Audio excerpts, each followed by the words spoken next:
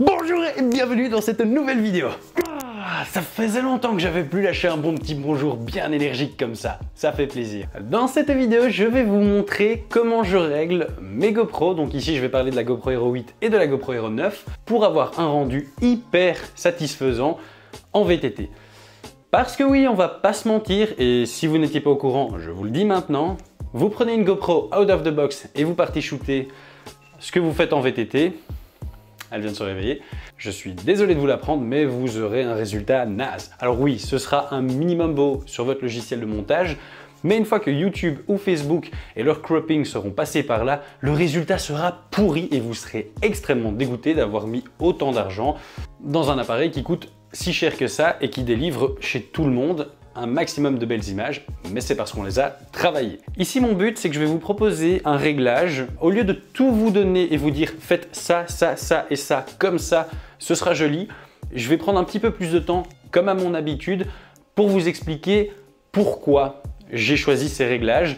Comme ça, si vous avez un petit peu envie de changer pour que ça colle légèrement plus à vous et à ce que vous shootez, pour avoir une identité visuelle, et pas juste reprendre celle de quelqu'un et se dire ok, je fais avec ça sans rien comprendre de ce que j'ai fait, je trouve que c'est beaucoup plus intéressant. Maintenant, libre à vous de garder tel quel les réglages que je vous ai donnés. C'est rien de sorcier et de bien fou, tout le monde peut arriver à ça, et de vous amuser avec. Ce que je vais faire pour vous expliquer tout ceci, filmer l'écran d'une GoPro, c'est absolument infâme via une caméra. Regardez, vous ne voyez pas grand chose, du moins on peut difficilement réellement cerner ce qui se passe dans les moindres détails. Donc ce que je vais faire, c'est que je vais prendre une capture d'écran de mon téléphone. Vous avez accès via l'application GoPro au même réglage que ce que vous l'avez sur la GoPro en elle-même. Et au moins ce sera lisible pour vous et je vais vous l'afficher comme ça, boum, juste ici. Donc maintenant ce qui va se passer, c'est que je vais record via mon téléphone ce qui se passe sur la GoPro Hero 9, mais sachez que c'est exactement la même chose sur la GoPro Hero 8, on a juste une ou deux features en plus sur les GoPro Hero 9, donc je ferai à chaque fois une petite parenthèse pour les utilisateurs de GoPro Hero 9, mais sinon c'est pareil sur la 8. On va enfin pouvoir commencer. Alors ici donc sur le téléphone, vous pouvez voir que j'ai sur la GoPro Hero 9 encore seulement 4 pré-réglages qui sont les pré-réglages standards de GoPro. Vous avez le mode standard, justement, activité, qui est celui sur lequel je vais me baser là maintenant pour aller configurer celui du VTT. Cinématographique que je n'ai jamais employé, et vous avez un mode ralenti. Alors les modes ralentis, vous pouvez les faire un peu plus beau que ce qu'il y a de base sur la GoPro, mais je ne suis pas un expert du ralenti, donc vous pouvez déjà utiliser celui-là, ça fera parfaitement l'affaire. On va donc venir appuyer là-dessus, et la première chose dont je vais vous parler, c'est de la résolution. En résolution, vous avez plusieurs choix. Sur la GoPro Hero 9, on monte jusqu'à la 5K. Sur la GoPro Hero 8, vous avez la 4K, la 2,7K. Il me semble que vous avez la 4K 4 tiers aussi. Enfin, en gros, vous avez tout ce qui est en dessous de la 5K. Alors, sur la GoPro Hero 8, je vous conseille de tout le temps filmer en 4K. Sur la GoPro Hero 9, ce sera du 5K. Pourquoi ?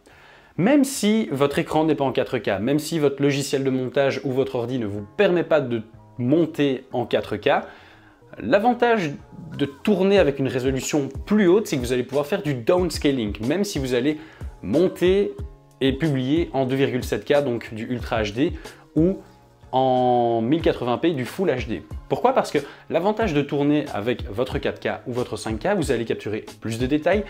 Le petit aspect négatif, c'est que c'est plus lourd au montage. Niveau des ressources que ça va demander à votre ordinateur, ça prend plus d'espace sur votre carte SD. Maintenant, sur une GoPro, honnêtement, les cartes SD des GoPro, pour quelques euros de plus, vous avez une 128 Go au lieu de la 32 qu'il y a de base et vous vous mettez vraiment bien, vous pouvez tourner. Moi, j'ai 2 heures, 2 heures et demie en 4K sur la GoPro Hero 8 et il me semble que j'ai quelque chose aux alentours de 2 heures en 5K sur la GoPro Hero 9 avec 128 Go. Donc vraiment ici, il n'y a pas de question à se poser, 4K ou 5K, suivant le modèle que vous avez. Alors maintenant, on va en venir au nombre d'images par seconde. Accrochez-vous. C'est pas le plus compliqué, mais c'est très important à comprendre. En 4K ici, on est sur la GoPro Hero 9, mais ce sera pareil sur la GoPro Hero 8. C'est pour ça qu'ici, je suis resté en 4K, c'est pour que tout le monde puisse suivre et que j'ai les mêmes options de disponibles. Alors, pour commencer, au plus vous avez de FPS, au plus vous aurez une impression de fluidité. Les FPS, ce sont les frames per second, les images par seconde. Mais dans le domaine de la photo, on a toujours tendance à prendre les anglicismes. Donc habituez-vous avec cela dès le début, ce sera vachement plus facile pour vous par la suite. Comme je viens de le dire, au plus vous avez d'FPS, au plus c'est fluide. Et vous voyez que moi je me suis set en 30 fps. Pourquoi? Bon, déjà, ce qu'il faut savoir, c'est que votre œil, au-delà de 20 fps, ne fait plus la différence, donc en une seconde, si vous avez 5 images par seconde de plus ou de moins. Donc, que vous tourniez en 24 ou en 30, ce sera la même. Mais pourquoi choisir du 24 ou du 30 alors que je vous dis que 60 fps fait des images plus fluides? Bon, déjà, tout premièrement, 24 fps, c'est ce que vous avez nativement au cinéma et ça depuis le début de l'invention du cinéma. Donc votre œil il est habitué à du 24 fps et c'est déjà suffisamment fluide. Le désavantage du 60 fps, il y en a deux. Le premier, vu que je viens de vous conseiller d'avoir une vraie carte SD, on s'en fout un peu, c'est que ça prend plus de place. Mais surtout, le deuxième, c'est que pour filmer en 60 fps avec une bonne qualité d'image, vous allez avoir besoin de beaucoup plus de lumière. Vu que vous avez 2 fois plus d'images, la lumière qui rentre dans le capteur de votre GoPro, il faudra qu'elle soit beaucoup plus présente. Donc si vous êtes en conditions assez sombres, ce qu'on rencontre très souvent quand on est en forêt en VTT, les images en 60 fps seront moins belles, ce sera encore pire en 120 ou en 240. Entre 24 et 30 fps, pourquoi? Est-ce que vous avez le choix? Qu'est-ce qui est mieux? Il n'y a pas vraiment de mieux. En fait, 24 fps, c'est la norme qu'on utilise partout en Europe. C'est la norme PAL. Le 30 fps, et encore, c'est plutôt du 25 fps. Le 30 fps, c'est ce qu'on utilise sur le continent américain et au Japon. Moi, je préfère, je ne sais même pas vous dire pourquoi, j'ai plus d'accroche avec le 30 fps. Moi, mon workflow, quand je fais mes montages, va mieux. Mais une chose est très claire, il faut que vous sachiez que si vous filmez avec un appareil en 30 fps, tout le reste des appareils, donc par exemple si vous utilisez un drone ou une seconde action cam, doit être aussi setup en 30 fps. Si vous avez un plan qui est en 30, puis que vous en avez un qui est en 24 et l'autre qui est en 60, ça va être moche et ça donnera un aspect de saccade vraiment pas beau à voir. Donc, collez-vous sur un type d'image que tous vos appareils disposent.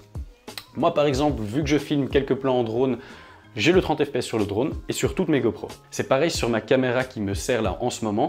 Je filme en 30 fps avec et comme ça, je sais que lors de tous mes montages, tout est setup au même nombre d'images par seconde et je n'ai pas de souci à ce niveau-là. L'onglet objectif, alors ça, qu'est-ce que c'est? C'est le champ de vision, ce qu'on va appeler en anglais le field of view ou le FOV. Alors, moi, je le mets en super view. C'est le modèle, c'est la manière de l'avoir le plus large possible. L'intérêt en VTT, c'est justement d'avoir l'écran ce que vous shootez qui est le plus large possible, qu'on capte un maximum de détails, que l'impression de vitesse soit présente, qu'on puisse voir le ciel, qu'on puisse voir le sentier, qu'on puisse voir tout ce qu'il y a sur vos côtés pour qu'on distingue vraiment le trail sur lequel vous êtes en train de rouler et cette sensation de vitesse. Vous avez sûrement déjà regardé des vidéos où c'est plus étroit. Vous avez toujours cette envie de venir jouer un peu avec votre tête comme si ça allait comme par magie, faire monter un petit peu la caméra ou la descendre parce que vous voyez trop haut ou trop bas ou qu'il n'y avait pas assez sur les côtés. C'est pas top, c'est frustrant pour la personne qui regarde, donc pensez vraiment à avoir le field of view le plus large possible sur votre caméra. Ensuite, vous avez votre onglet Hyper Smooth sur la GoPro Hero 8 et 9. Alors, vous avez plusieurs possibilités. En 4K, sur la GoPro Hero 9, on a oui ou non ou boost. Sur la GoPro Hero 8, en 4K, vous avez oui ou non. Choisissez oui. Si vous êtes sur non, ça va tellement vibrer quand vous allez rouler dans du cassant que l'image sera inutilisable. Oui va vous permettre vraiment de stabiliser l'image, juste ce qu'il faut pour qu'on voit que vous êtes sur du cassant, mais que l'image reste regardable et agréable à l'œil. Vous avez la possibilité, mais ne le faites surtout pas, vraiment je vous le déconseille, d'aller mettre l'Hyper Smooth sur Boost. Ce que ça va faire, c'est que ça va vous amener deux problèmes.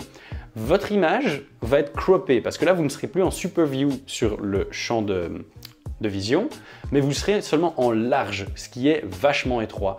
Vous allez perdre 10% de largeur et il me semble que l'Hyper Boost vient encore cropper en plus pour stabiliser encore plus. Donc, vous allez avoir une image hyper étriquée. C'est pas immersif, l'impression de vitesse, elle est moins là, le spectateur, il voit moins de détails. Deuxième gros problème avec ça, c'est tellement stabilisé et ça fonctionne tellement bien qu'en fait, même si vous descendez la plus grosse piste noire d'un bike park, on aura l'impression que vous êtes en train de descendre sur un tapis volant et il n'y aura aucune immersion, on aura vraiment l'impression que ce que vous faites, c'est naze. Donc non, on ne veut pas de l'Hyper Boost. Alors maintenant, on va continuer avec l'onglet ProTune. Donc là, c'est les réglages un petit peu plus poussés de l'image. Donc la toute première chose que vous voyez, c'est débit. Alors ici, vous le mettez en élevé. Le débit, qu'est-ce que c'est? Il y a une carte SD dans votre GoPro. Et c'est la vitesse d'écriture que va transmettre la GoPro à la carte SD. Donc au plus c'est rapide, au plus c'est élevé, au plus elle va pouvoir écrire rapidement. Si c'est moins rapide, évidemment, votre image, on a le temps d'écrire moins de détails sur la carte SD, donc c'est moins beau. C'est aussi simple que ça. Là par contre, je vais me permettre de lire ce que j'ai écrit, vu que c'est un petit peu plus compliqué et qu'il faut que vous vous accrochiez. Donc l'obturateur, c'est ce que la GoPro va laisser comme temps à la lumière pour venir atteindre le capteur. L'obturateur, laissez-le sur auto. Si vous êtes un vlogueur, mais c'est pas le cas dans cette vidéo ici, on est sur les réglages VTT. Ici, on est en VTT, vous allez passer de zones hyper ombragées à des zones hyper lumineuses et vous allez des fois changer comme ça, mais toutes les 30 secondes, tout va être chamboulé. Si vous avez donc un setup qui est fait pour que ce soit bon en faible lumière ou en forte luminosité, 300 mètres plus loin, ce sera déjà plus le cas. Laissez la GoPro gérer ça toute seule. Vous êtes dans l'action, vous êtes dans le rush, vous n'avez pas le temps de vous arrêter et ce serait frustrant. Tous les 10 mètres pour aller rechanger ce petit paramètre-là, aller trouver le meilleur et repartir. Alors comp VE, c'est pareil, on touche pas, c'est le même genre de délire que l'obturateur, vaut mieux laisser ça comme ça. On reste sur une image qui sera de qualité de toute manière. Alors là, ça c'est, on va parler des ISO maintenant. C'est le truc dont j'ai le plus peur de vous expliquer parce que ce sera le plus difficile à vous faire comprendre sans m'en mêler et sans vous perdre. Pareil, je vais reprendre mon ordi pour être sûr de bien dire tout comme je l'ai écrit et que ce soit le plus clair possible. L'ISO, c'est aussi un réglage de la sensibilité du capteur à la lumière. Là, vous me suivez toujours normalement. Moins la valeur est élevée, plus il faut de lumière. Là, je vais m'arrêter à chaque virgule. Plus elle est élevée, plus c'est sensible. Mais quand c'est trop élevé, on voit apparaître du bruit. Et le bruit, ce sont ces petits grains qui viennent entacher l'image que vous pouvez voir surtout quand vous zoomez. Donc ça dégrade l'image, c'est pas top, on ne veut pas de ça. Donc si vous faites du vlog, c'est quelque chose auquel vous allez venir toucher parce que dans chaque décor où vous allez vous trouver, c'est important de venir régler ça vraiment de manière hyper précise pour avoir des images encore plus belles. D'ailleurs, l'ISO permet de jouer avec la profondeur de champ qui permet d'isoler un sujet, comme par exemple ici moi, avec l'arrière-plan. Mais en VTT, nous, on veut tous les détails, on veut tout voir, donc on ne veut pas jouer avec ça. Donc vous allez mettre ce que je vous conseille. C'est mieux, c'est pour vous. Là, les conseils ils sont gratuits, celle-là c'est cadeau, suivez les conseils de Bibi. Donc moi ce que je vous conseille c'est de descendre à 100 ISO dans le minimum et au maximum 800.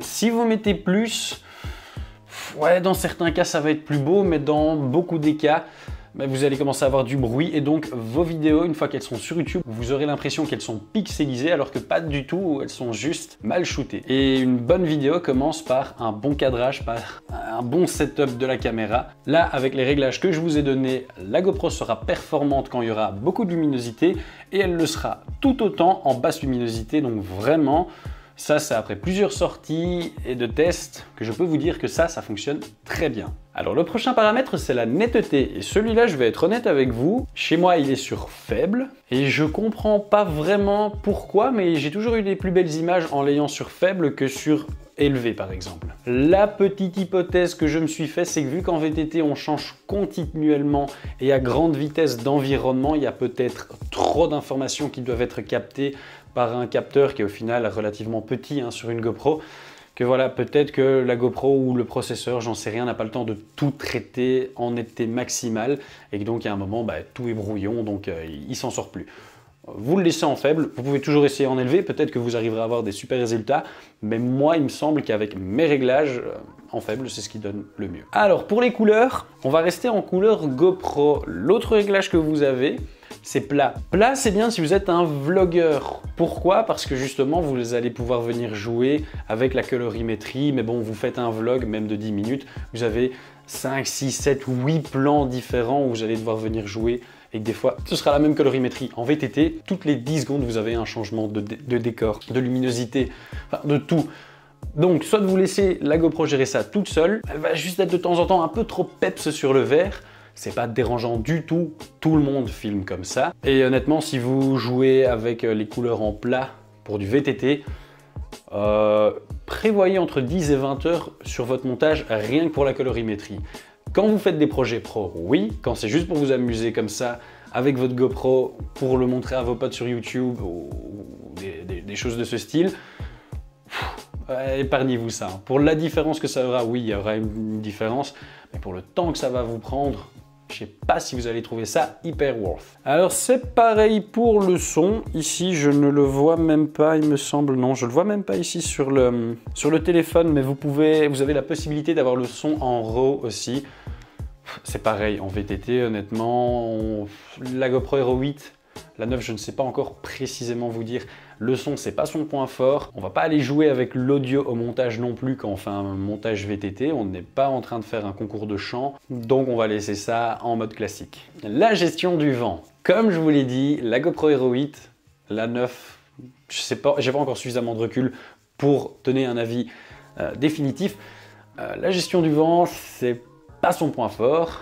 L'audio a été amélioré par rapport aux précédentes GoPro pour l'aspect vlog. Mais quand on est en VTT, le vent, c'est pas ça. Moi, je vous conseille de laisser ça sur auto. Vous avez plusieurs choix, soit non, oui ou auto. Si vous mettez tout le temps sur non, vous aurez un son d'une bonne qualité quand vous êtes en facecam en train de parler. Dès qu'il y a du vent, ce sera inaudible.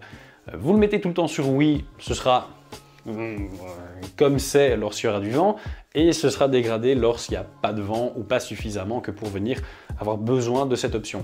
Vous le mettez sur auto, la GoPro, elle va comprendre à un moment. Certes, c'est pas le top du top, mais elle va comprendre à un moment qu'il y a quand même beaucoup trop de vent, elle va essayer de gérer ça. Le mieux pour le vent, ça reste quand même d'avoir une bonnette, ça c'est ce qu'il y a de mieux. Mais c'est pas possible sur toutes les GoPro suivant les coques que vous avez encore par-dessus. Donc ça, voilà, c'est pas le meilleur point d'une GoPro. Alors, il y a un autre petit point que je n'ai pas encore su vous montrer, qu'il n'y a que sur la GoPro Hero 9 et auquel je n'ai pas accès ici sur ces réglages, c'est ceci. Je ne sais pas si vous arriverez à le voir, le Insight. Alors le Insight, c'est une des features que j'aime le plus sur la GoPro Hero 9. Ça va vous pomper un max de batterie.